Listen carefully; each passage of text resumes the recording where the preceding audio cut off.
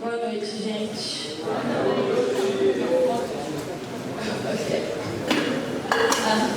Essa lá no sertão, gente, lá numa cidade chamada Marcolândia.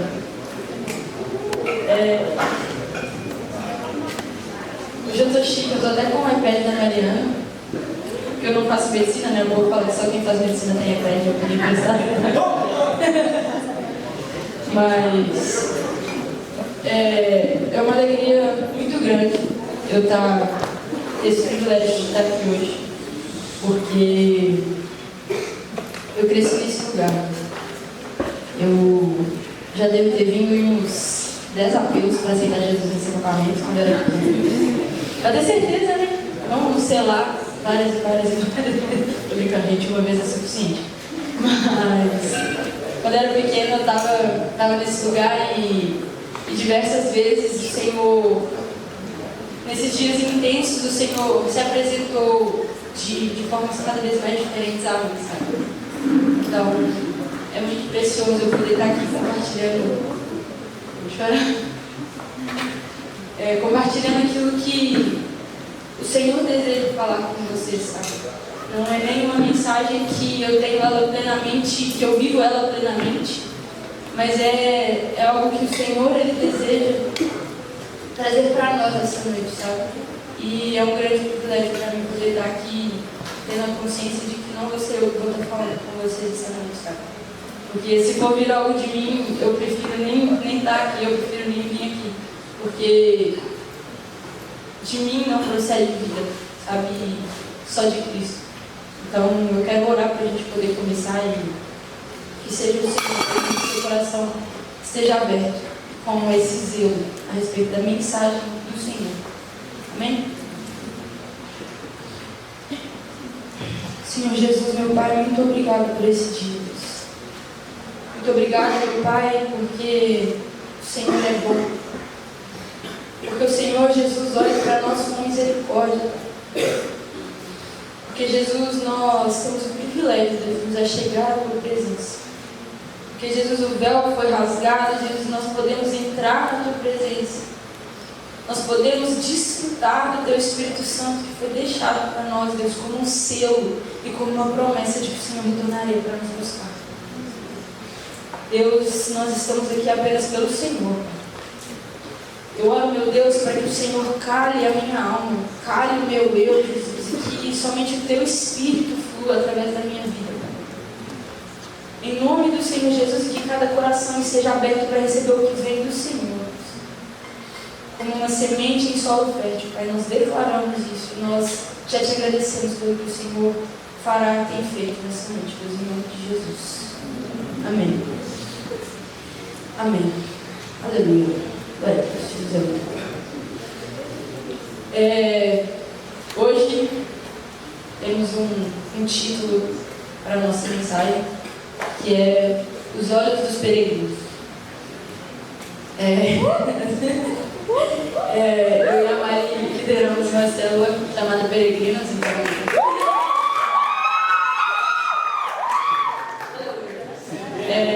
é uma mensagem que nós temos buscado viver. Mas os olhos dos peregrinos, isso tem muito a ver com o que a gente tem conversado aqui, né?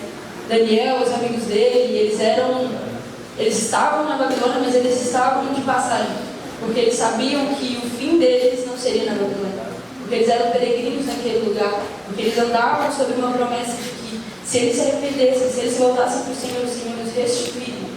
Então a gente tem a consciência de que eles eram peregrinos naquele tempo, que nós somos peregrinos hoje. E no decorrer da mensagem eu acho que vai ficar mais claro. Mas nós vamos falar hoje mais especificamente sobre Daniel na cova dos leões. É uma passagem muito conhecida, até tem muitos desenhos, né, de Daniel na cova dos leões e tal, dando carinho na cabeça dos leões, tipo assim. Mas nós vamos entender isso de uma perspectiva, olhando para Daniel como um peregrino, entender como que nessa situação o olhar de Daniel não estava sobre a situação, mas estava sobre algo que vai muito além disso. Então, para dar uma contextualizada, em Daniel 6, Daniel ele está com mais ou menos 80 anos, segundo os estudiosos, né? Não é nada muito preciso, mas os teólogos, enfim, eles dizem que Daniel estava com mais ou menos 80 anos. Então os desenhos tipo, que mostram um jovem Daniel sendo jogado na cova dos leões, tipo assim, não, Daniel ele tinha 80 anos, e tipo assim, possivelmente até a própria queda dentro da cova, né, poderia ter machucado ele, mas assim, não estava guardado. Amém. Ele era bem velho. Mas Daniel ele foi levado para a Babilônia com aproximadamente 18 anos. Então ele era bem novo, então foram mais de 60 anos na Babilônia. E vivendo isso, vivendo essa rotina que foi pregada a nós aqui, do banquete sendo oferecido, da estátua sendo construída. E Daniel ele cresceu num meio muito complicado. Ele cresceu num meio que tinha idolatria. A gente pode ver isso em Daniel 3, 1 a 6, não precisa abrir não, mas Daniel 3, 1 a 6 fala da estátua que foi edificada, né, que as pessoas tiveram que se prostrar. Ele viveu num meio que tinha muita falta de temor. Em Daniel 5, do 1 ao 4, vai falar de Beltesazar, que ele pegou os utensílios do templo do Senhor e ele se embebedou com aquilo, ele fez festa, se prostituiu. Então era uma falta de temor imensa, porque eram objetos que eram consagrados ao Senhor. Ele estava num ambiente que tinha feitiçaria também. Quantas vezes Nabucodonosor sonha e fala, chama os feiticeiros. Ele vivia num ambiente em que as pessoas depositavam as esperanças completamente naquilo que não era Deus. Eles buscavam em forças místicas respostas para as coisas. E Daniel ele vivia num ambiente de muita soberba, onde as pessoas elas amavam o dinheiro, a Babilônia, olha o tamanho de Babilônia. Em Daniel 4,30, Nabucodonosor vira e fala, olha esse templo que eu construí, para minha glória, era soberba, era amor ao dinheiro. Então ele viveu nesse ambiente de idolatria, falta de temor, feitiçaria e soberba, e ele viveu mais de 60 anos, mais de 70 anos nesse meio, e não se corrompeu. Não se corrompeu. Como foi falado, ele se manteve íntegro, ele se manteve íntegro. Ele se manteve caminhando nos princípios que ele conheceu quando ele era jovem. Somos todos jovens, aleluia. Amém. Ele se manteve íntegro, caminhando sobre os princípios que ele estudou quando ele era jovem. Então, muitas vezes a gente acha que, beleza, vou conhecer novamente e tal, só que depois, tipo, eu sou muito novo, eu vou esquecer o que foi vivido lá. Não, gente. A palavra do Senhor, ela é como uma espada. Ela é mais afiada do que uma espada de 2 gumes. Ela sela, ela é gravada nos nossos corações. Contemplar o Senhor. Daniel viveu no relacionamento com o Senhor e se baseando naquilo que ele tinha aprendido quando ele era jovem. Porque tudo que foi ensinado para ele, depois que ele foi para a Babilônia, tudo que ele ouviu eram mentiras, era idolatria, era falta de temor, era feitiçaria, era soberba, era amor ao dinheiro. Nada. Até o próprio nome, como o pastor Léo falou, até a própria identidade dele. Quando as pessoas chamavam ele escutava outro Deus sendo adorado, e não o Deus dele. Quando as pessoas chamavam ele, não era Deus é o meu juiz, era Beltesazar, era engrandecendo outro Deus. Então, não menosprezem aquilo que o Senhor tem ministrado no coração de vocês hoje. Porque Daniel se manteve firme naquilo que ele ouviu quando ele era jovem. Amém? Amém. Então, vamos ler agora Daniel 6, do versículo 1 ao 4. Que vai mostrar mesmo como que Daniel ele se manteve íntegro. E aí, isso já é ele mais velho, com aproximadamente 80 anos. Eu vou ler do 1 ao 4, beleza?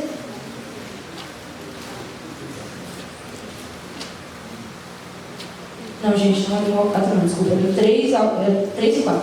Então, vou ler. Ora, Daniel se destacou tanto entre os supervisores e os sátrapas por suas grandes qualidades que o rei planejava tê-lo à frente do governo de todo o império. Diante disso, os supervisores e os sátrapas procuraram motivos para acusar Daniel em sua administração governamental, mas nada conseguiram. Não puderam achar nele falta alguma, pois ele era fiel e Não era desonesto e nem negligente. Então isso aqui é Daniel com 80 e poucos anos. Daniel com 80 e poucos anos. Imagina, mais de 60 anos vivendo imerso numa cultura diferente. Mais de 60 anos vivendo numa cultura de idolatria, numa cultura de depravação sexual, de todo tipo de loucuras, amor ao dinheiro. Cara, imagina o tamanho de Babilônia. As pessoas falam que Babilônia era a cidade mais bela que existia. Jardins suspensos. Para quem não sabe, eu faço arquitetura. Meus professores falam de Babilônia. Falam, mostram imagens, falam, gente, Babilônia, não sei o que. Eu fico olhando. Então, tipo, hoje a gente escuta sobre a beleza de Babilônia. A beleza que era, uau, ouro, tipo, grandeza, poder, era imenso. E antigamente, nessa época, quanto maior era, mais poder representava. Então as pessoas faziam um negócio gigantesco. E muitas vezes, a Babilônia ela é até comparada com a Torre de Babel. Eu escutei uma pregação da igreja de Esperança. Eles fizeram um estudo sobre o livro de Daniel. E muitas das vezes eles comparam a Babilônia com a Torre de Babel.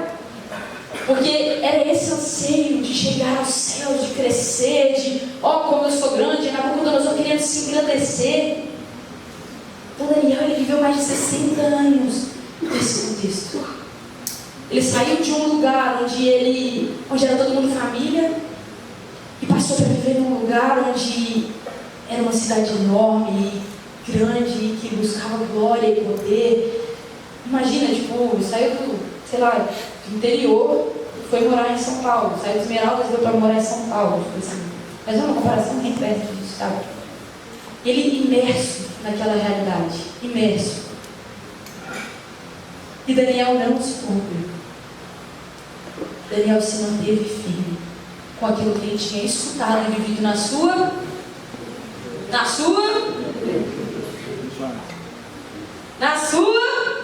aleluia, na juventude, ele permaneceu firme. E quando ele tinha mais de 80 anos, ele estava lá no auge do poder, porque Deus tinha o colocado lá. Quando ele tinha 80 anos, ele era tão excelente em tudo que ele fazia, ele entregava ao Senhor tudo que ele fazia, e Deus o abençoou naquele meio, porque ele era íntegro. E aí ele chegou nesse lugar de governo, e os caras falando assim, velho, Daniel está subindo muito, o que nós vamos fazer para tirar ele? O rei só está olhando para Daniel, e eu, aquele cara que não é daqui, aquele exilado, o rei está olhando só para ele, o que nós vamos fazer para nós recuperarmos o nosso lugar de volta? Esse cara que nem é daqui, uma xenofobia, né? Tipo assim, esse cara que não é daqui está tomando meu lugar. Tipo assim, qual o sentido? Vamos achar alguma coisa para derrubar Daniel. Procurar, gente. Procurar. Mas a palavra nos conta que eles não puderam achar falta nele, porque ele era fiel, não era desonesto e nem negligente. Porque ele temia o Senhor. Ele era excelente em tudo que ele fazia. Isso me leva muito para um contexto onde a gente precisa entender que tudo que a gente faz é para a glória do Senhor. Se eu estou na minha escola, eu preciso ser excelente naquilo que eu estou fazendo. Eu preciso ser excelente em meus relacionamentos de amizade. Eu preciso ser excelente em cuidar das pessoas, em falar de Jesus. Porque eu li esse texto, parei para pensar, se procurassem falta em mim, iam achar muitas. Muitas. Sabe, então examina seu coração. Sabe, se alguém procurasse uma falta em mim para me derrubar, uma brecha na minha vida, algo seria encontrado. Sabe, alguma coisa que eu tenho dificuldade de abrir mão, alguma coisa que eu tenho dificuldade de ser excelente. Eu confesso que eu tenho um pouco de dificuldade de ser excelente na faculdade. Confesso, estou conversando meu pecado aqui. Misericórdia. Às vezes, acontece. Mas eu preciso ser excelente. E excelência não é perfeição. Excelência não é perfeição. Eu ser excelente é fazer tudo aquilo com a compreensão de que eu estou fazendo é para o Senhor, como diz a palavra. Colossenses 3:23, se não me engano. Faça tudo para a glória do Senhor. Colossenses 3:23. Aleluia. Tudo o que fizerem, façam de todo o coração, como para o Senhor e não para os homens. Eu acho que esse versículo não tinha sido escrito na época de Daniel, né? Ele está no Novo Testamento, mas assim, imagina o Paulo lá pensando e estava, tipo, escrevendo um versículo sobre Daniel, né? Tudo que fizerem, façam como se fosse para a glória do Senhor e não para os homens. Porque se Daniel tivesse olhado para o governo que ele estava servindo,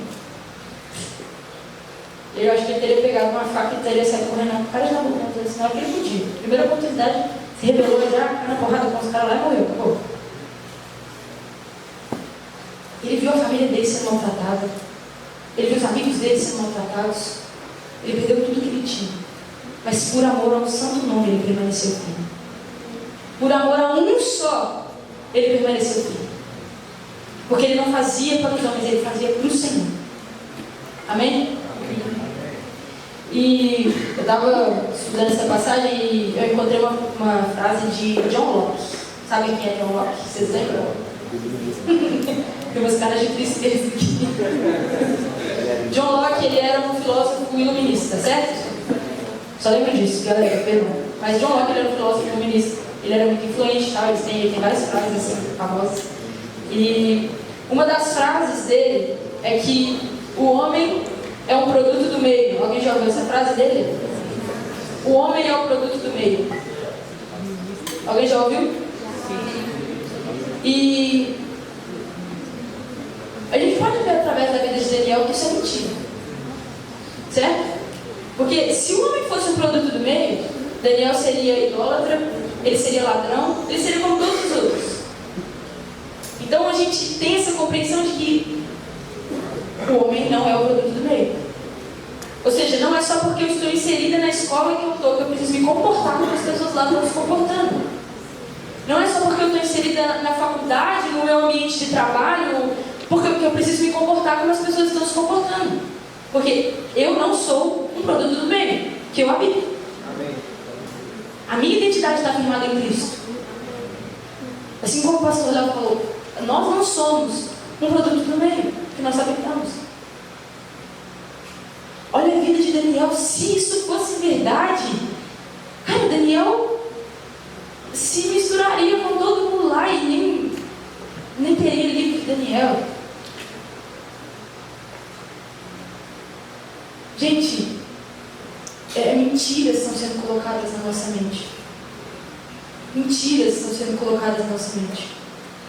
E a palavra, ela nos prova que o homem não é um produto do meio. Em Romanos 12, 1 e 2. Portanto, irmãos, rogo pela misericórdia de Deus que se ofereçam em sacrifício vivo, santo e agradável a Deus. Esse é o culto racional de vocês. Não se amoldem ao padrão desse mundo, mas transformem-se pela renovação da vossa mente, para que sejam capazes de experimentar e comprovar a boa, agradável e perfeita vontade de Deus. Transformem-se pela renovação da sua mente. Gente, se o homem fosse produto do meio, eu conseguiria me transformar e não me moldar aos padrões desse mundo? Eu conseguiria? Não! Não, mas Cristo, Ele olha para nós, Deus, Ele olha para nós e fala, olha, nação santa, sacerdócio real. Nós não somos o produto do nosso meio.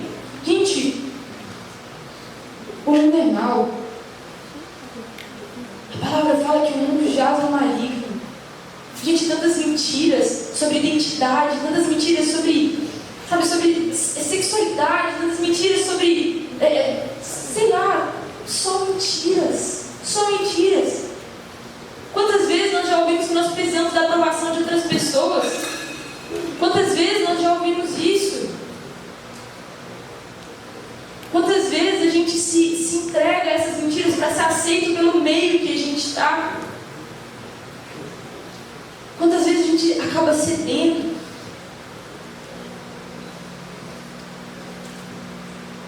Gente, Cristo, Ele olha para vocês, Ele olha para nós e fala, vocês não são produto do meio que vocês habitam. Porque eu faço novas todas as coisas. Cara, eu imagino que Deus, Ele fala isso com uma dor enorme no meu coração. Porque Ele olha para nós e Ele vê a gente tentando se encaixar em cada lugar. Ele olha para nós e vê a gente chorando e depressivo por causa de mentiras. Gente, nós não precisamos nos amoldar aos padrões desse mundo. Nós não devemos. Nós não devemos. Cristo fez novas todas as coisas. E o que Ele fala? Rogo pelas misericórdias de Deus que se ofereçam em sacrifício vivo, santo e agradável a Deus. Esse é o culto racional de vocês. Não se amoldem ao padrão desse mundo, mas transformem-se pela renovação da sua mente, para que sejam capazes de experimentar e comprovar a boa, agradável e perfeita vontade de Deus. A partir do momento que eu entendo que eu não sou um produto do meu meio, e a partir do momento que eu transformo a minha mente em Cristo, que eu renovo a minha mente, eu experimento a vontade de Deus, que é boa, perfeita e agradável. Que é boa, perfeita e agradável. A palavra vai dizer que o reino de Deus ele é justiça, paz e alegria. Se nós estamos inseridos no reino de justiça, paz e alegria, nós iremos viver o quê? Justiça, paz e alegria.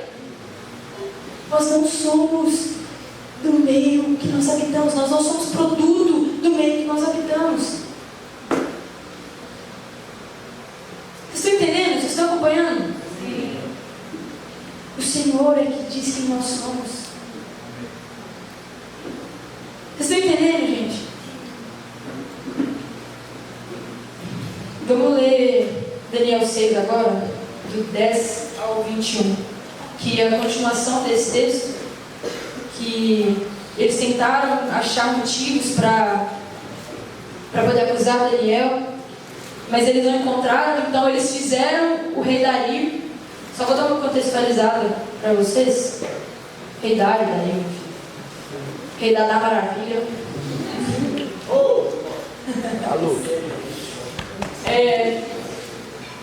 O rei Dario, foi um rei, né? Tinha o rei Nabucodonosor.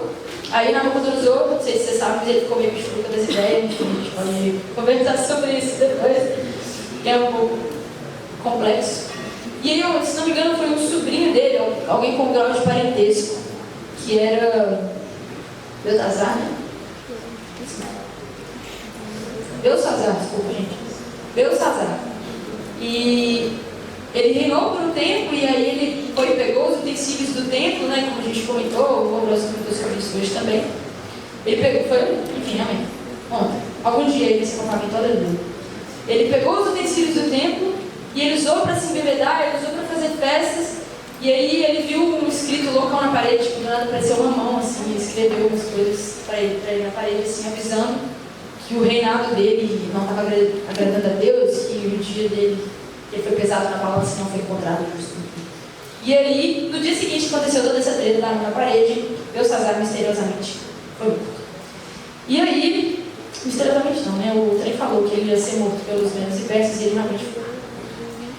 E aí vem o rei Dario, que é o próximo. Só contextualizando vocês, porque né, do nada de Nabucodonosor passou para Dario. E aí, beleza. E aí eles buscaram esse motivo para poder acusar Daniel, mas eles não encontraram. Então eles falaram o quê? Eu acho que o motivo que nós vamos encontrar para acusar Daniel, que nós sabemos, é que todos os dias ele ora ao Deus dele 3 vezes. Então, se a gente não consegue achar alguma coisa errada que ele faz, vamos tentar criar alguma coisa para que a fidelidade que ele tem ao Deus dele seja errada. Porque como eles não conseguiram acusar Daniel em algo que ele estava fazendo de errado, eles foram acusar aquilo que Daniel não abriria mão, que eles sabiam que Daniel não abriria mão. E se ele tivesse aberto mão, né, enfim, teria funcionado do mesmo jeito o plano deles. Mas o objetivo deles era acabar com Daniel ali, e a única forma que eles encontraram foi atacando aquilo que ele realmente amava, que era o relacionamento dele com o Senhor. Então vamos ler Daniel 6, que vai ser um pouco extenso, então peço que vocês prestem atenção. Porque, gente, é as Escrituras, tá? É a palavra de Deus e é o Senhor. Amém. Pode ler? Aleluia. Quando Daniel soube que o decreto tinha sido publicado, foi para casa, para o seu quarto, no andar de cima, onde as janelas davam para Jerusalém. E ali fez o que costumava fazer. 3 vezes por dia, ele se ajoelhava e orava, agradecendo ao seu Deus. Então, aqueles homens foram investigar e encontraram Daniel orando, pedindo ajuda a Deus. E foram logo falar com o rei acerca do decreto real. Tu não publicaste o decreto ordenando que nestes 30 dias, todo aquele que fizer algum pedido a qualquer Deus ou a qualquer homem, exceto a ti, ó rei, será lançado numa cova de leões? O rei respondeu: o decreto está em vigor, conforme a lei dos medos e dos persas, que não pode ser revogado. Então disseram ao rei: Daniel, um dos exilados de Judá, não te dá ouvidos, ó rei, nem ao decreto que assinaste. Ele continuou orando 3 vezes por dia. Quando o rei ouviu isso, ficou muito contrariado e decidiu salvar Daniel. Até o pôr do sol fez o possível para livrá-lo. Mas os homens lhe disseram: lembre-te, ó rei, que segundo a lei dos medos e dos persas, nenhum decreto ou edito do rei pode ser modificado. Estão acompanhando? Aleluia. Então o rei deu ordens, e eles trouxeram Daniel e jogaram na cova dos leões. O rei, porém, disse a Daniel que o seu Deus, a quem você serve continuamente, o livre. Taparam a cova com uma pedra, e o rei a selou com um anel seu e com os anéis dos seus nobres, para que a decisão sobre Daniel não se modificasse. Tendo voltado ao palácio, o rei passou a noite sem comer e não aceitou nenhum divertimento de sua presença. Além disso, não conseguiu dormir. Logo ao alvorecer, o rei se levantou e correu para a cova dos leões.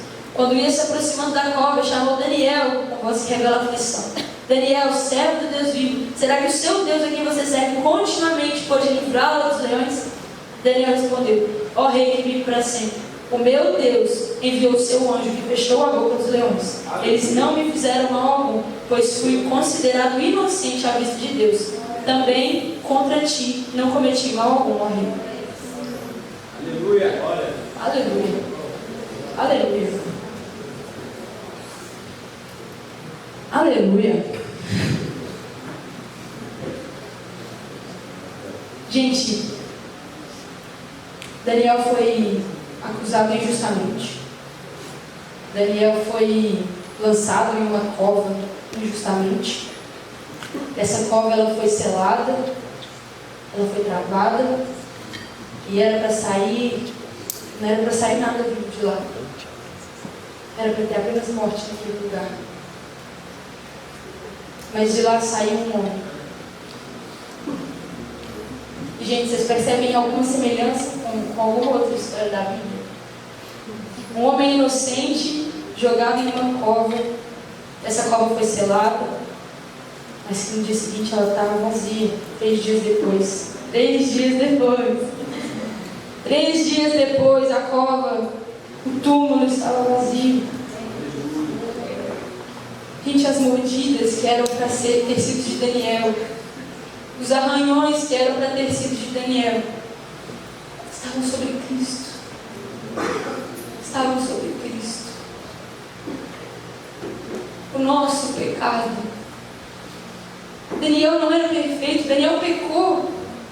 Eu imagino Daniel entrando no quarto aquele dia, depois desse decreto ter sido assinado, falando assim: Deus,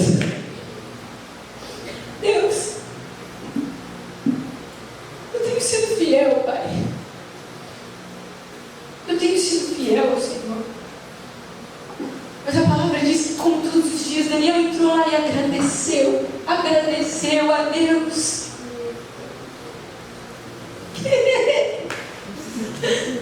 Como assim? A ponto de ser morto. A ponto de ser morto. Daniel nem sequer fechou a janela.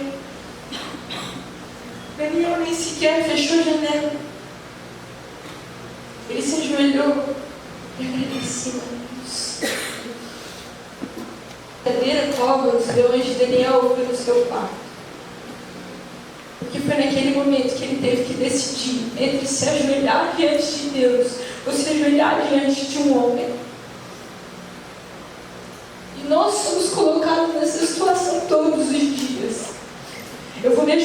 diante do meu Senhor, ou eu vou me ajoelhar diante da pornografia. Eu vou me ajoelhar diante do meu Deus, ou eu vou me ajoelhar diante da vontade de um homem. Eu vou trilhar um caminho que aparentemente é morte.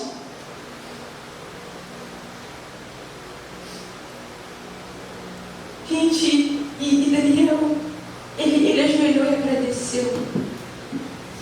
Porque ele não tinha dúvidas sobre o que ele estava fazendo.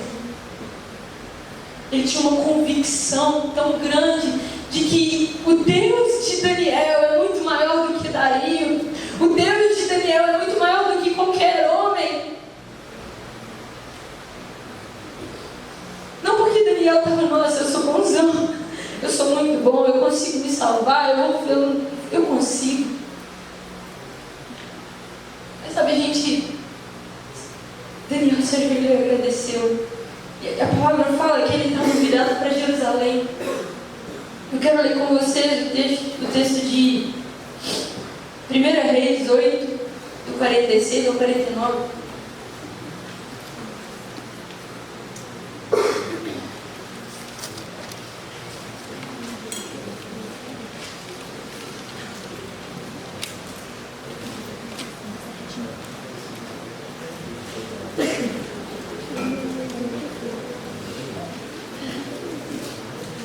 Pode ler? Amém. Ouve do céu a sua oração e a sua súplica e defende a sua causa. Está falando sobre o exílio, né? Enfim, quando pecarem contra ti, pois não há ninguém que não peque, e ficares irados com eles, e os entregues ao inimigo, que os leve prisioneiros para a sua terra, distante ou próximo. Se eles caírem em si na terra para a qual tiverem sido deportados, e se arrependerem e lá orarem, pecamos, praticamos mal e fomos rebeldes. E se lá eles se voltarem para ti de todo o coração e de toda a sua alma, na terra dos inimigos que o tiverem levado como prisioneiros, e orarem voltados para a terra que os destes aos seus antepassados, para a cidade que escolhestes e para o templo que construí em honra ao teu nome, então, desde os céus, o lugar da tua habitação, ouve a sua oração e a sua súplica e defende a sua causa. Gente, no Antigo Testamento, a presença de Deus ela se manifestava de uma forma diferente do que é hoje. Deus continua sendo o mesmo, mas era um outro tempo, era uma outra época. E a presença de Deus, Ele ordenou que os homens construíssem um templo, um tabernáculo, para que ali tivessem sacrifícios, e tinha ali o Santo dos Santos, que era nesse lugar que a presença de Deus ela habitava. E esse texto está falando sobre esse juízo que viria sobre o povo rebelde. O povo se rebelando, eles seriam levados da sua própria terra. Mas esse texto ele fala que se de lá voltarem para ti de todo o seu coração e de toda a sua alma, na terra dos inimigos que tiverem levado como prisioneiros, e orarem voltados para a terra que deste aos seus antepassados, para a cidade que escolheste, para o templo que construí em honra ao teu nome. Então, desde os céus, no lugar da tua habitação, ouve a sua oração e sua súplica e defende a sua causa. Então Daniel, ele estava orando voltado para o Senhor, dentro.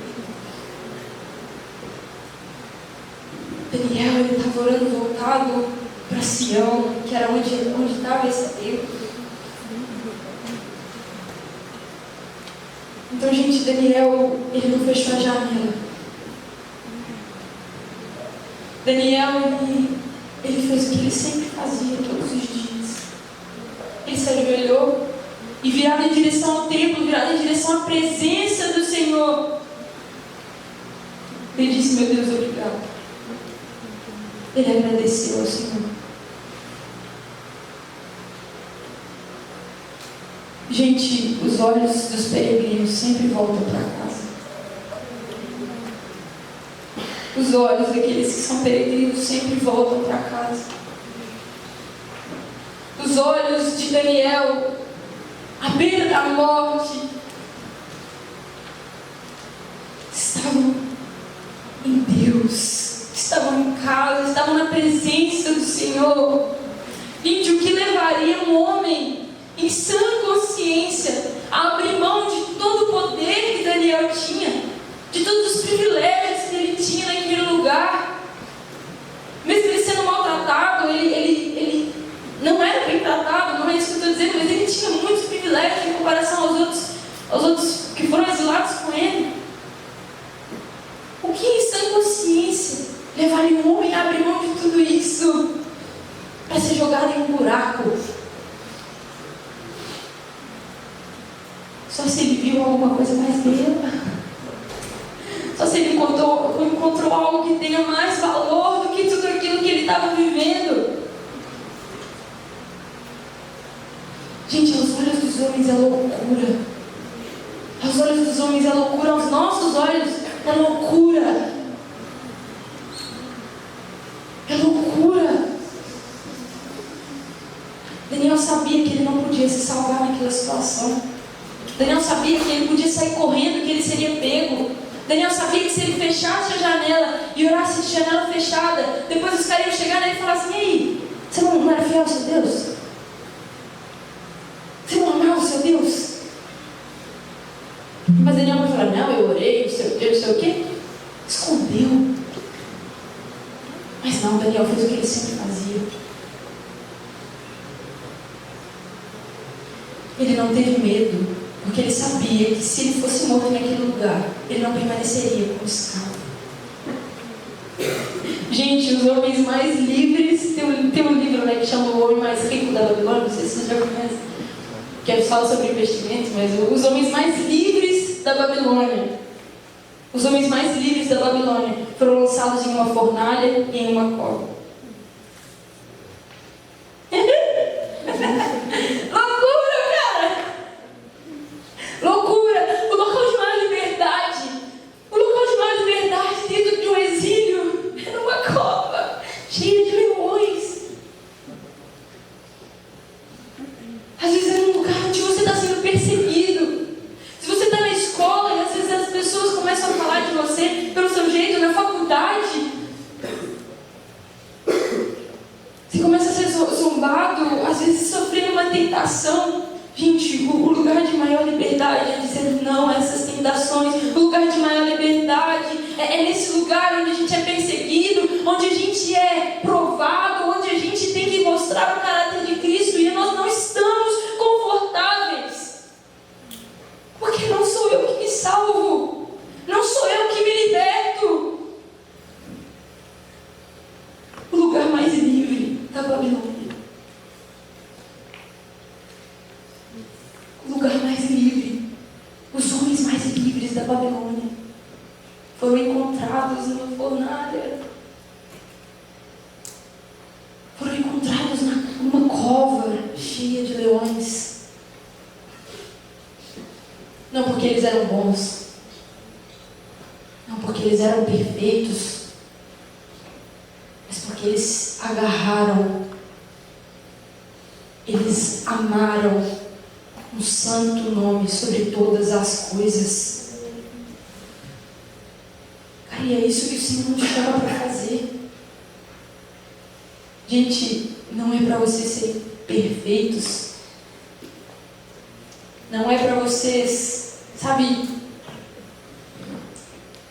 serem perfeitos. Cristo chama e fala assim: olha, você não consegue se libertar. Se você for jogado numa cova cheia de leões, você mesmo não vai conseguir se salvar. E Jesus, como eu imagino, com os olhos até marejados e com o coração queimando, com o coração desejoso de libertar. De libertar. Vocês não são novos demais. Ninguém aqui é novo ou velho demais. Gente, o Senhor anseia me libertar. E, gente, o Senhor, Ele não olha com olhos de julgamento. O Senhor, Ele não olha com um olhar maldoso. Senhor, Ele olha com olhos de dor, porque Ele vive as suas dores. As mordidas que eram para ser sobre Daniel foram sobre Cristo. Ele deseja trazer libertação, Ele deseja trazer cuidado.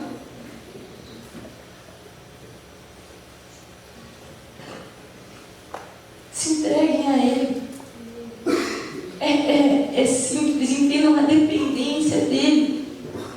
Porque eu não consigo me salvar. Eu pequei. Eu careço, eu necessito da graça de Deus. Nós pecamos e necessitamos da graça de Deus. Vocês estão acompanhando? Nós precisamos de Cristo. Porque eu não consigo me salvar. Daniel não conseguia se salvar e ele tinha plena consciência disso. Por isso, como todos os dias, ele entrou no seu quarto, se ajoelhou e agradeceu. Daniel não virou e falou assim: meu Deus, estou sendo fiel aqui, velho. Pô, os caras não acharam nem nada para me acusar. E aí, Deus, o que o senhor vai fazer agora? Estão querendo me matar. Daniel se ajoelhou. Como todos os dias, ele agradeceu a Deus. Porque ele sabia que se ele morresse, Deus seria glorificado. Porque ele sabia que se ele morresse, o propósito dele já tinha sido cumprido. Ele se manteve fiel. Se ajoelhou e agradeceu, voltado para o templo, voltado para a presença de Deus. E é isso que Ele nos chama para fazer.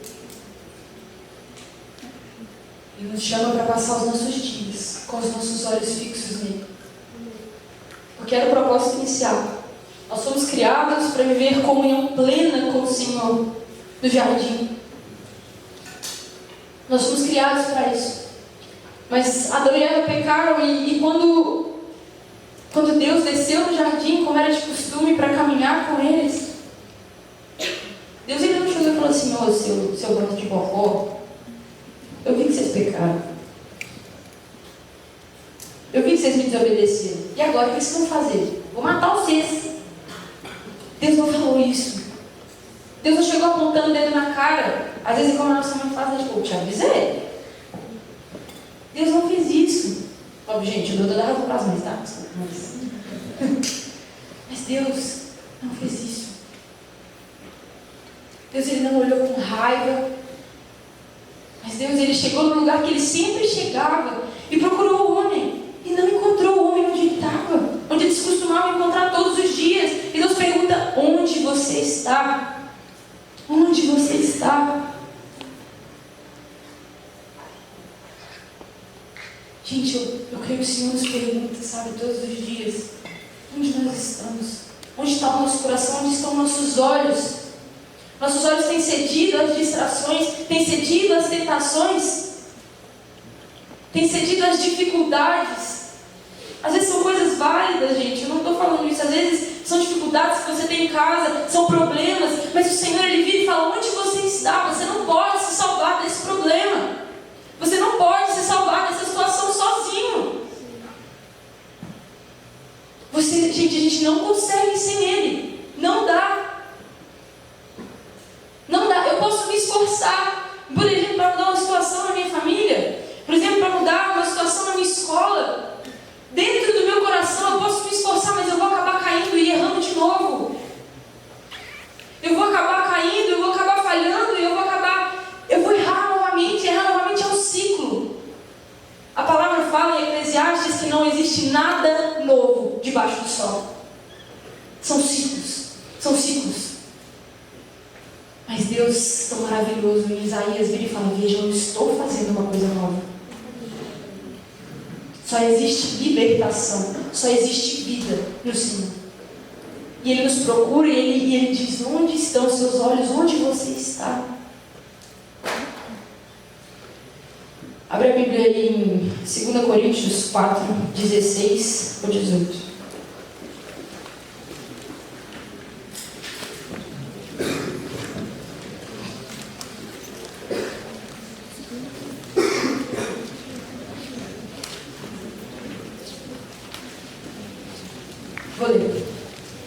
Por isso, não desanimamos. Embora exteriormente estejamos a desgastar-nos, interiormente estamos sendo renovados dia após dia, pois os nossos sofrimentos leves e momentâneos estão produzindo para nós uma glória eterna, que pesa mais do que todos eles. Assim, fixamos os olhos não naquilo que se vê, mas no que não se vê, pois o que se vê é transitório, mas o que não se vê é eterno.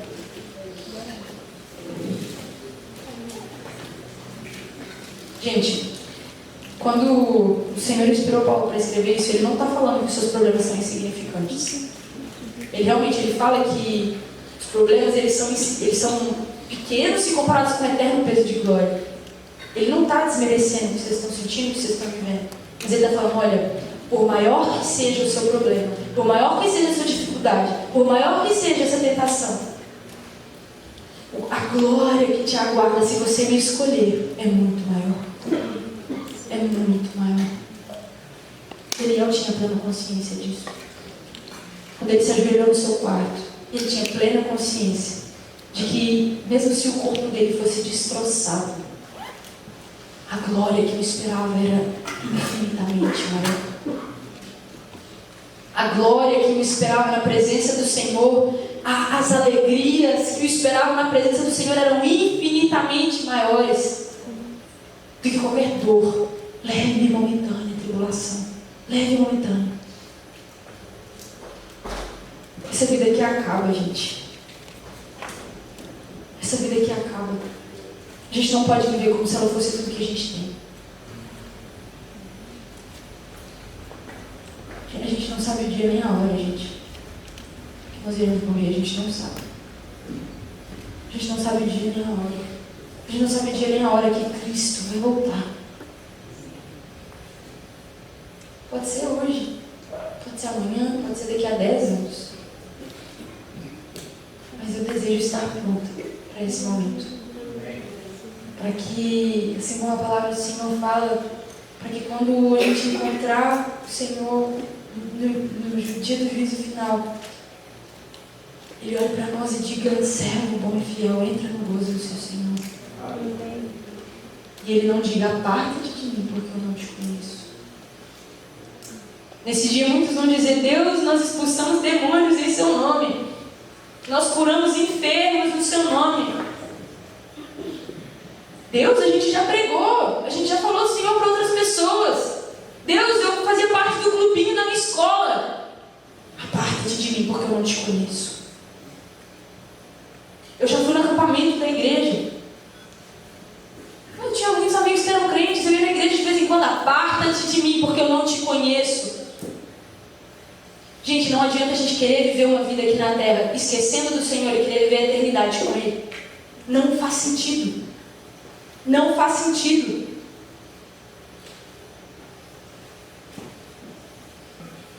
Gente, isso não é para, sabe, talvez você se mover em direção ao Senhor com medo, mas é tão temor e um zelo pela presença dEle, porque Ele é santo. Ele é santo. Moisés virou para Deus e falou assim, Deus, deixa eu ver a tua face, deixa eu contemplar a beleza do Senhor. Deus disse para Moisés, Moisés, nenhum homem pode me ver e permanecer vivo. Santidade e pecado não habitam juntos no mesmo lugar. Mas quando Moisés viu aquela sarça ardente, a sarça ardente que não era consumida, essa sarça era como nós na presença do Senhor. Em chamas, a chama que purifica, mas não consome, porque alguém foi consumido no nosso lugar. A sarça não era consumida porque Cristo foi consumido. Nós não somos consumidos pela misericórdia do Senhor. Vamos ter zelo pela presença. Vamos ter zelo. Um zelo pela presença maior do que um zelo pela nossa própria vida. Assim como Daniel. Daniel, ele se ajoelhou virado para a presença, tendo consciência de que se ele morresse naquele dia, ele iria entrar plenamente na presença do Senhor.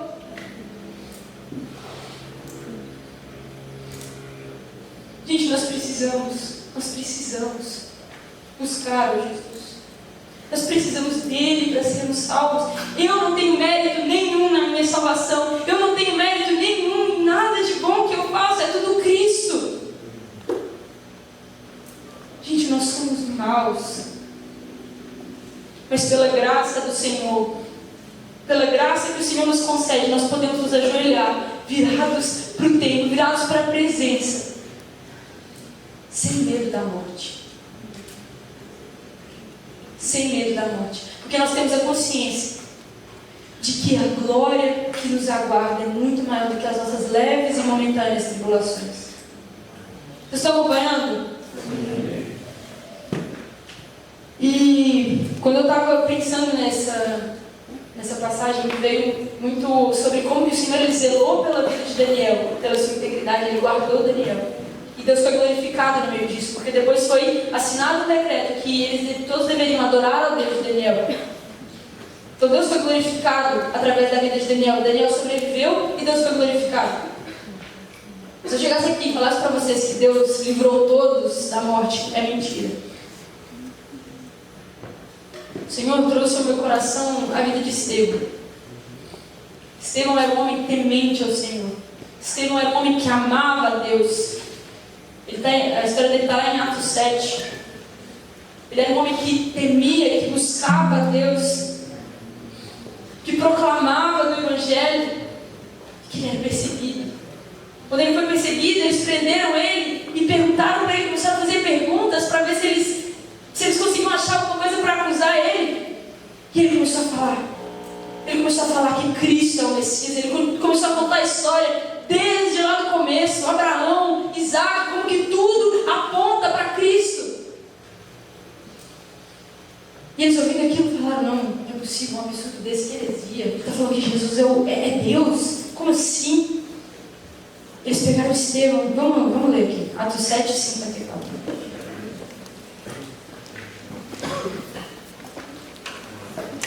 Vou ler o apedrejamento dele, né?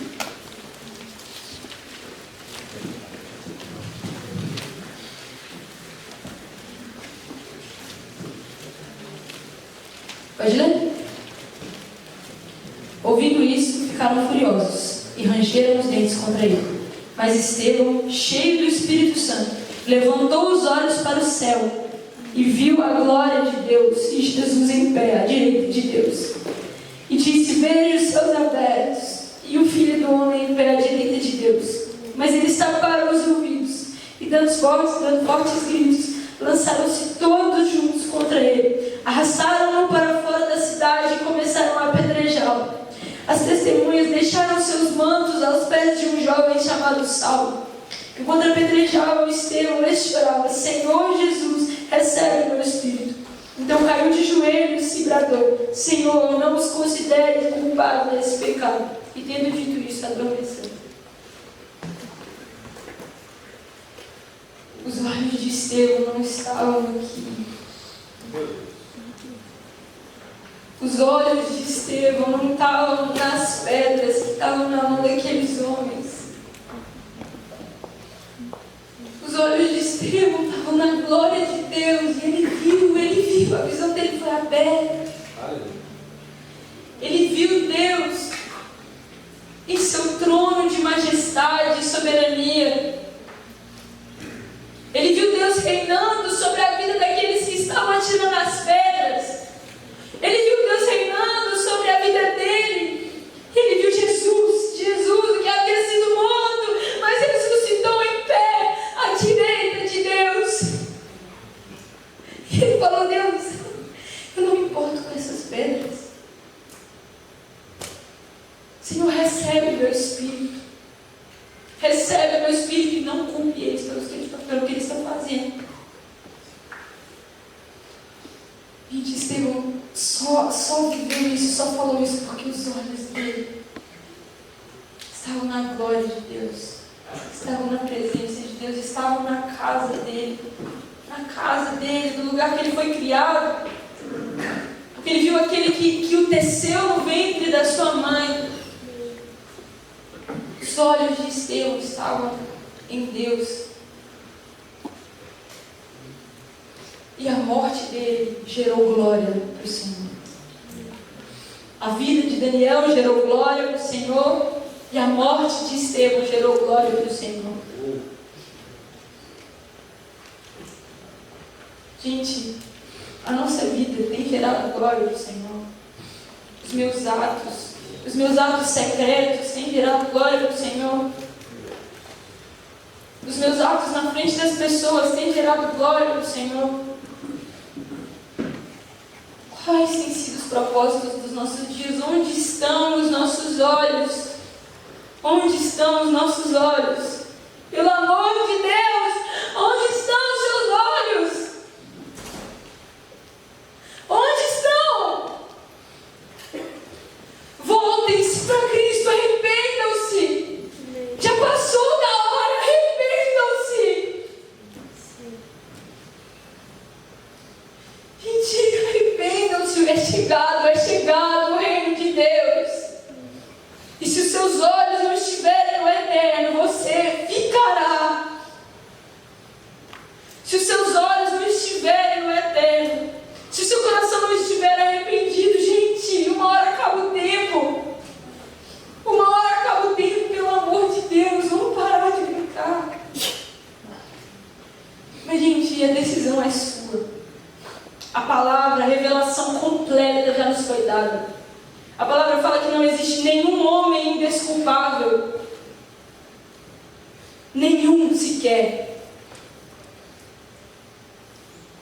Com muito temor, gente, eu falo isso. Com muito temor. E muito amor pela vida de vocês. Porque, gente, é Cristo. Ou é a presença plena de Cristo, ou é a ausência completa da presença de Deus. Não existe meio termo. Nós estamos juntos. Sabe, a gente não está chamando vocês para essa caminhada sozinhos. Sabe, existem pessoas orando por vocês. Muitas das vezes você vai se encontrar em ambientes que você vai estar sozinho fisicamente, assim como Daniel estava. Daniel estava ali sozinho fisicamente, ajoelhado, prestes a encarar a morte.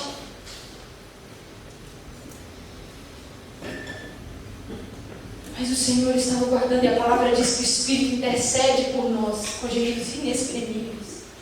Nós não estamos sozinhos. Não é pela sua própria força, mas é só se entregar ao Senhor. O Espírito Santo gera arrependimento. E a revelação de Deus, a revelação do Deus vivo, ela é suficiente para nos mover em uma entrega completa.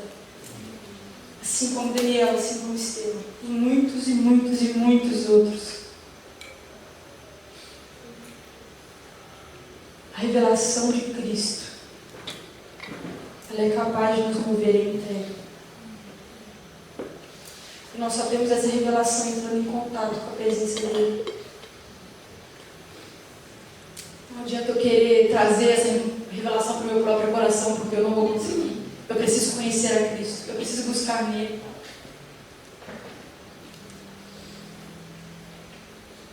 E eu quero ler com vocês também Apocalipse 19, do 11 ao 16.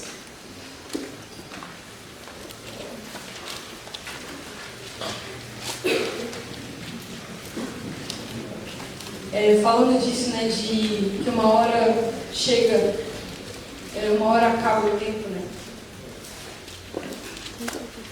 Apocalipse vai nos mostrar um pouco de como vai ser a volta do Senhor, de como Ele é belo, de como Ele é desejável. E eu vou ler aqui, Apocalipse 19, 11 ao 16.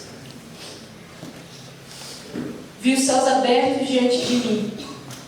Vi os céus abertos diante de mim um cavalo, cujo cavaleiro se chama Fiel e Verdadeiro. Ele julga e guerreia com justiça. Os seus olhos são como chamas de fogo, e em sua cabeça há muitas coroas. E um nome que só ele conhece, ninguém mais. Está vestido com um manto tingido de sangue, e o seu nome é a palavra de Deus. Os exércitos do céu o seguiam, vestidos de linho fino, branco e puro, e montados em cavalos brancos. De sua boca sai uma espada afiada, com a qual ferirá as nações. Ele as governará com um cetro de ferro. Ele pisa o lagar do vinho, do furor da ira de Deus Todo-Poderoso. E em seu manto e em sua coxa está escrito este nome: Rei dos Reis e Senhor dos Senhores. Cara, é Jesus. É Jesus. Ele é a palavra de Deus, Ele é o Verbo. Ele julgará as nações. Ele julgará as nações que estão sob o seu domínio. Assim como Estevão viu Deus assentado no trono, Daniel sabia que Deus governava sobre a Babilônia. Ele julgará as nações. Ele nos julgará. E, gente, não é pela nossa própria força. Não é. Mas é graça do Senhor. É graça do Senhor. Ele nos chama para esse lugar de arrependimento, onde os nossos olhos não estão fixos nas minhas leves e momentâneas tribulações, por maiores que sejam, até que seja uma cova cheia de leões nos esperando. Deus nos mostra que se a gente estiver com os olhos fixos nele, mesmo se a gente morrer nessa cova, nós iremos viver uma eterna glória com Ele. Nós precisamos clamar, Maranata, nós precisamos clamar pela volta de Cristo. Nós precisamos nos entregar a Ele todos os dias. Todos os dias. Quero fazer uma oração com vocês. Se vocês puderem ficar de pé.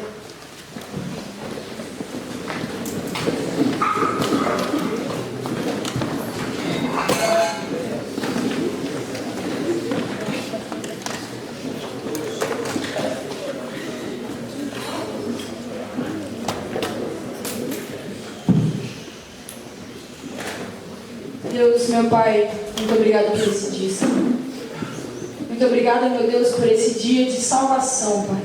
Por esse dia, Deus, de alegria na presença do Senhor, Deus. Senhor, nós nos colocamos agora na presença do Senhor, Deus, declarando a nossa dependência do Senhor, Pai. Declarando, meu Deus, que nós não conseguimos nos salvar. Que nós não conseguimos, Deus, nos livrar sozinhos das tentações, dos nossos medos e das nossas preocupações. Nós estamos aqui reconhecendo, Espírito Santo, que nós dependemos do Senhor. Que nós dependemos da Tua graça, que nós dependemos da Tua misericórdia sobre nós, para que nós possamos manter os olhos fixos em Ti, Pai. Deus, se depender de nós, Deus, o nosso destino é o inferno, Pai. Nosso destino é a separação completa do Senhor, meu Deus. Mas nós estamos aqui diante do Senhor, clamando pela Tua misericórdia. Clamando, meu Deus, pela presença, Deus, pelo fogo que purifica, mas não consome, Deus. Que consumiu, Pai. Que consumiu um homem santo naquela cruz, Jesus. Mas esse homem não permaneceu morto e hoje reina sobre as nações, e hoje reina sobre a terra. É esse nome, Jesus. Esse nome que nós desejamos exaltar. Esse nome que nós clamamos. Maranata, Jesus. Maranata, Jesus. Espírito Santo, nos convence do nosso pecado, Pai. Nos convence, Jesus, traga arrependimento aos nossos corações. Traga arrependimento, Pai. Mudança de atitude. E que as coisas que nós escutamos na nossa juventude, e as coisas que nós temos escutado hoje, Jesus, elas sejam frutíferas no nosso coração, permaneçam até a nossa velhice, Pai. Deus, eu oro para que nenhum de nós se desvie dos Teus caminhos, Pai. Que nenhum de nós, Deus, seja tentado, Deus, pela sedução da Babilônia, Pai. Que nenhum de nós ceda, Jesus, a essa tentação de não me ajoelhar diante de Ti, Pai. Pai. Porque nós temos a compreensão, Jesus, de que Deus, nada se compara ao Senhor e à tua presença, Pai. Deus, firme essa certeza e convicção no nosso coração. Traga mesmo, Deus, arrependimento aos nossos corações, meu Deus. Em nome do Senhor Jesus, meu Pai. Gente, eu queria perguntar se algum de vocês deseja receber oração sobre isso, sabe? Sobre arrependimento, sobre confessar o pecado, sobre alguma dificuldade que tem vivido, sobre algo que tem impedido vocês de buscar a presença do Senhor. Quero perguntar, algum de vocês deseja receber oração nesse sentido?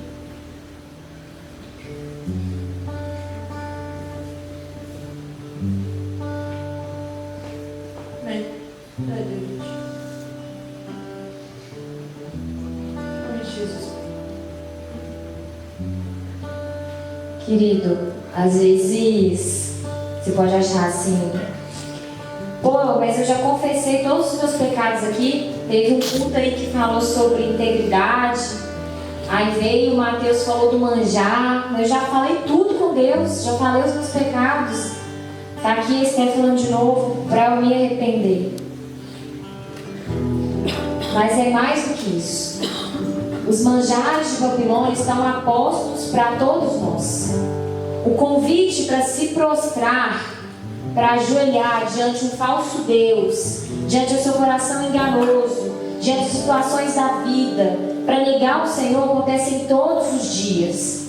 Esse convite que você está fazendo aqui é para que você comece a ter uma postura ativa, para que você pare de ser um bunda mole, como eu sou muitas vezes.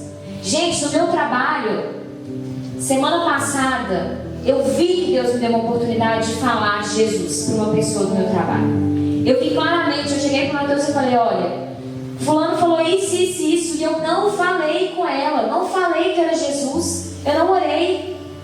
E eu clamei: Deus, me dá a oportunidade de falar de novo. A pessoa puxou o mesmo assunto, gente, comigo, na sexta-feira de vir para o acampamento. E eu falei da palavra para ela. Porque a gente não pode ser bunda mole mais. Essa pregação aqui marca uma pregação de mudança, de ativação dentro do seu coração. Você já aceitou Jesus, você já se arrependeu, mas você vai ficar parado? Arrependa, toma a sua cruz, siga. Você está seguindo ou você está parado? Porque às vezes a gente está parado, gente. É arrependimento para quem está parado, para quem está negando, para quem está se prostrando.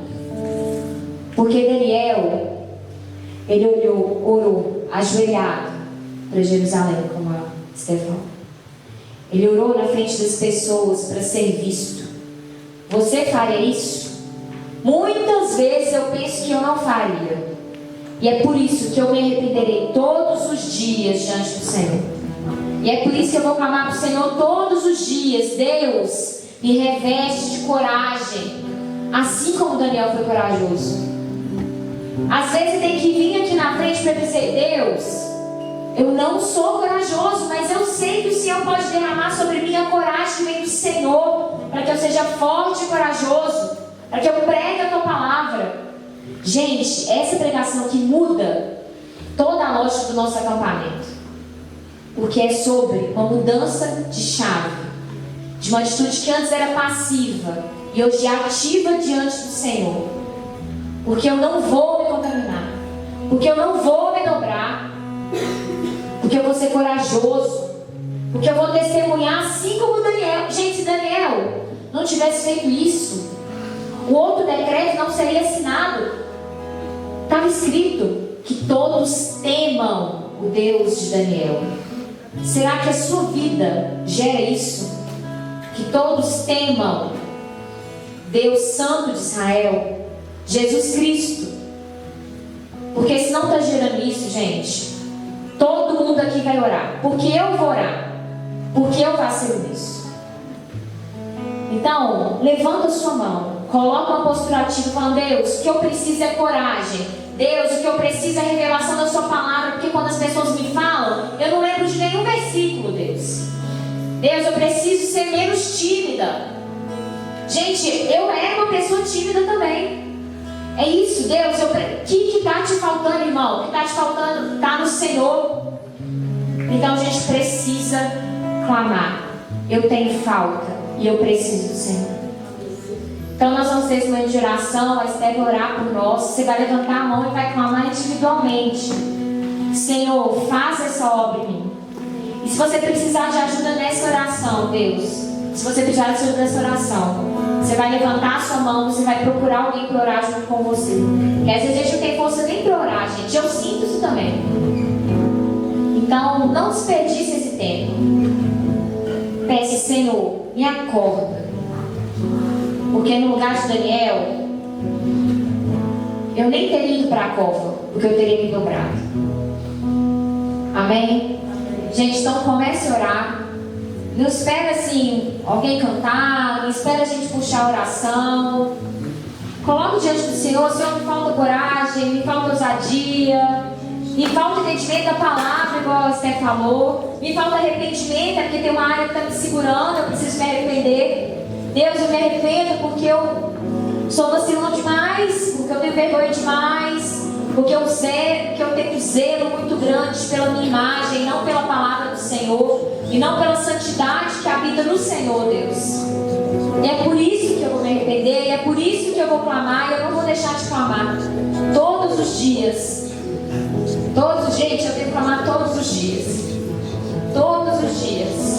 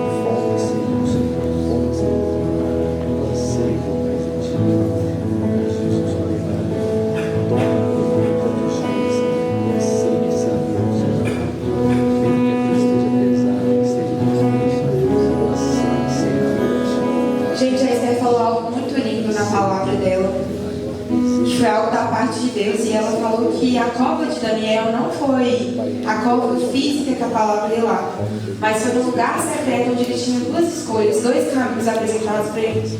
Ou ele se dobrava ao Senhor, ou ele se dobrava ao rei. E você todos os dias, no seu lugar secreto, você tem a oportunidade de escolher um caminho ou outro.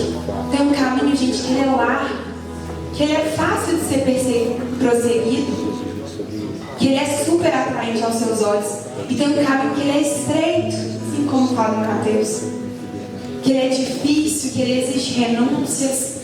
E você precisa todos os dias escolher esse caminho, se você quer se apresentar diante de Deus, assim como Daniel, se você quer que os seus olhos permaneçam no Senhor. Então eu quero que agora você comece a orar pela sua ousadia no seu lugar secreto, para que você não seja alguém que foge da sua responsabilidade diária de se apresentar diante do Senhor e clamar para que Deus te ajude a escolher o caminho difícil, que vai exigir de você renúncias. Todos os dias tem banquetes sendo oferecidos para você, e se você não estiver atento, se você não estiver com os olhos aguçados diante do Senhor, se você não estiver no lugar secreto, eu vou te falar, você não vai conseguir. Talvez você está aqui nesse ambiente. Eu orei para algumas pessoas hoje e o meu coração ficava assim, muitas pessoas com pensamentos assim que o Espírito Santo estava me falando, com pensamentos de culpa, dizendo: eu não consigo, tentando com a própria força há tanto tempo e falhando. Meu irmão, você não vai conseguir sozinho. Você só vai conseguir vencer as suas lutas diárias se você for no lugar secreto, você escolher o caminho estreito. E você precisa se apresentar apresentar diante do Senhor. Senão você vai vir acampamento após acampamento, culto após culto, com sentimento de culpa e de remorso, que você é incapaz de vencer os banquetes do Rei. Se você não se apresentar diante de Deus, você não vai conseguir. Então feche seus olhos agora, você que está de olho aberto. Eu quero que você clame diante do Senhor. Às vezes você não vai conseguir falar, mas eu vou orar nesse momento. Senhor Deus, nos ajuda, Jesus, a estar num lugar secreto todos os dias, Pai. A aprender a dizer não para os banquetes que nos são oferecidos. A aprender a entender que o caminho largo não é o melhor caminho, Jesus. Que o caminho fácil não é o melhor caminho, Deus. Que o caminho que nós queremos seguir é aquele estreito, Jesus. Aquele estreito, Pai, que exige de nós renúncias. Deus nos ajuda a entender que nós não conseguimos sozinhos, que nós somos fracos, que nós precisamos nos apresentar dependentes do Senhor, meu irmão. Tira a idolatria do seu eu, de querer ser perfeito, de querer não falhar. Você vai falhar, mas tem um Deus que é perfeito, que pagou um preço e que quer que você seja dependente dele. Não queira ser independente como o mundo quer que você seja. Você não precisa ser independente, você precisa ser dependente do Senhor, para que todos os dias você consiga escolher um caminho estreito e difícil. Deus, eu oro por todo sentimento, Deus, de culpa, de remorso, Deus, das falhas, Deus, que estão vindo no coração e na mente deles durante esses 2 dias, Pai. Todos os pecados que vieram à tona, Deus, porque eu sei que nesses momentos, Deus, nossos pecados, as nossas falhas vêm à tona no nosso coração. Eu oro para que o Senhor tire os pesos, Deus, dos ombros, Deus. E eu oro para que o Senhor, Jesus, renove o senso de dependência nosso, Deus. Que nós possamos querer, Jesus, estar nesse lugar secreto. Deus, nos leva de volta a estar diante do Senhor, nos leva de volta ao seu primeiro amor, Senhor. Nos ajuda, nos ensina a orar, Pai. Nós não sabemos orar como convém, nós não sabemos falar com o Senhor, nós não sabemos nos apresentar diante do Senhor, mas nós precisamos todos os dias, Senhor, todos os dias estar diante do Senhor e dizer: Deus, eu não quero o caminho mais fácil, eu não quero os manjares que são oferecidos. Ô irmão, tira esse peso de culpa dos seus ombros, essa necessidade de fazer com a sua própria força. Pede para o Senhor, para que Ele te ajude todos os dias. O Senhor não coloca algo maior do que você consegue suportar. A palavra é muito clara nisso. Talvez você olhe os desafios, os manjares e diga: nossa, é tão difícil escolher. É tão difícil escolher pelo caminho estreito. Meu irmão, o Senhor é aquele que quer te sustentar. Em nome de Jesus.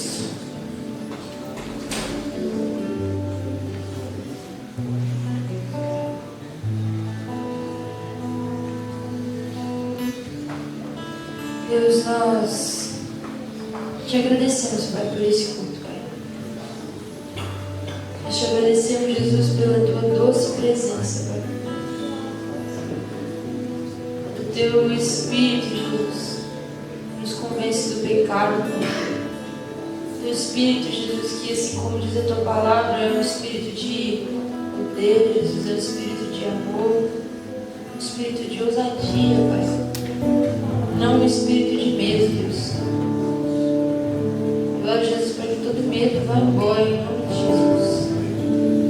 Porque é chegado, Jesus, o teu amor, Pai.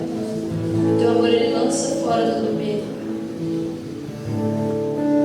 Nós declaramos, Jesus, que ao sairmos desse acampamento, Jesus, nós seremos, Jesus, diferentes, Pai, do que quando nós chegamos aqui. Nós declaramos, Jesus, que esse fogo não se apagará. Assim como diz a tua palavra, Jesus, que nós sejamos responsáveis por essa chama, Jesus, e que ela arda continuamente sobre o altar, Pai. E que assim como diz a tua palavra, nós sejamos esses sacrifícios vivos, Jesus. Esses sacrifícios, Jesus, que sobem como aroma agradável ao teu trono, Pai.